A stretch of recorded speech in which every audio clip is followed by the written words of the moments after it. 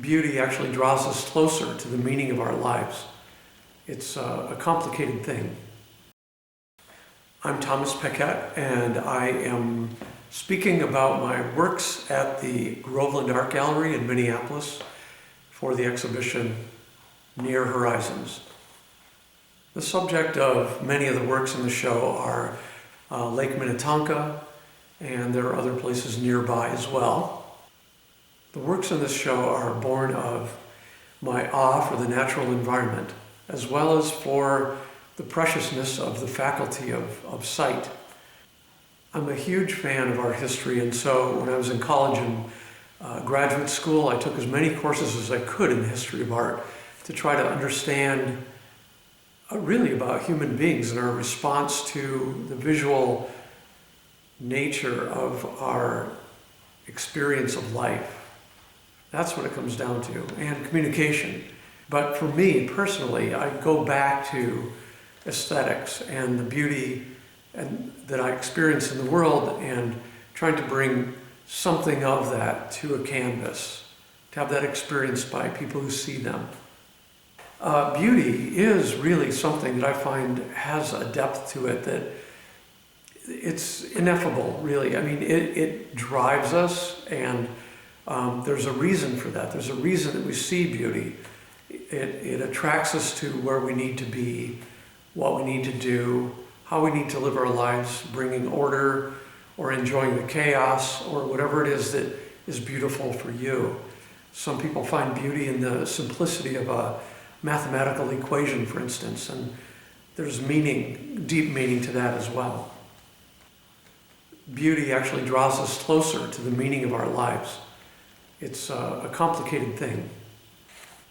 Why do I paint?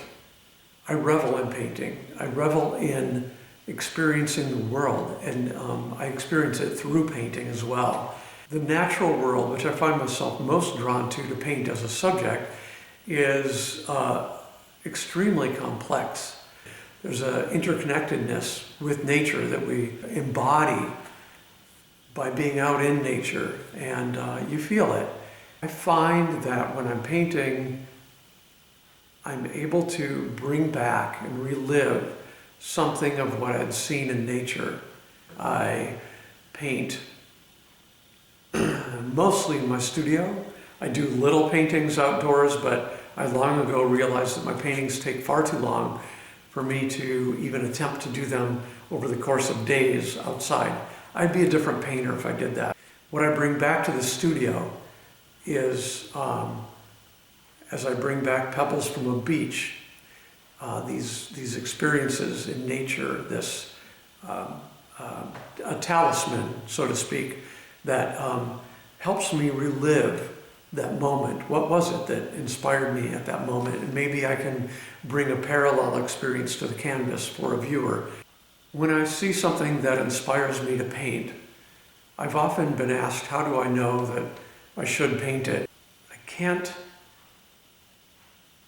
identify in just a few words why anybody would paint anything, but I will say this about it.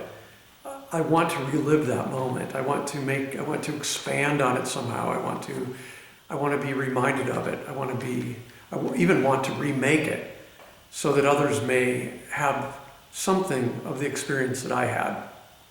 So my works are often, I seek a surface that communicates, it almost feels like they were grown, they just kind of happened. Not that they were made so much as they grew, they evolved. In facing a blank canvas, I am looking for a way to communicate the profundity, the experience, whatever it was that I'd seen in the subject. I want to communicate that through this painting, this pile of paint. And I have no idea how that's going to be done exactly. While I'll start out the painting journey with some tools that are familiar, I'll take some brushes that I like, some paint that I like to mix things up because formula and art are almost antithetical. So I'm looking for the open door, the door I'd never taken before. And though it may take years for me to finish a painting, I finish it only when it gives an experience that's as deep as the experience that I had when I was in nature or in front of the subject. I want people to feel that through this artwork they've seen something new, as though they had gone to a new vista for the first time.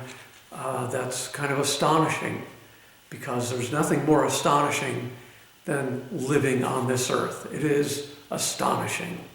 And I want to communicate that, or even a little bit of that, through my paintings.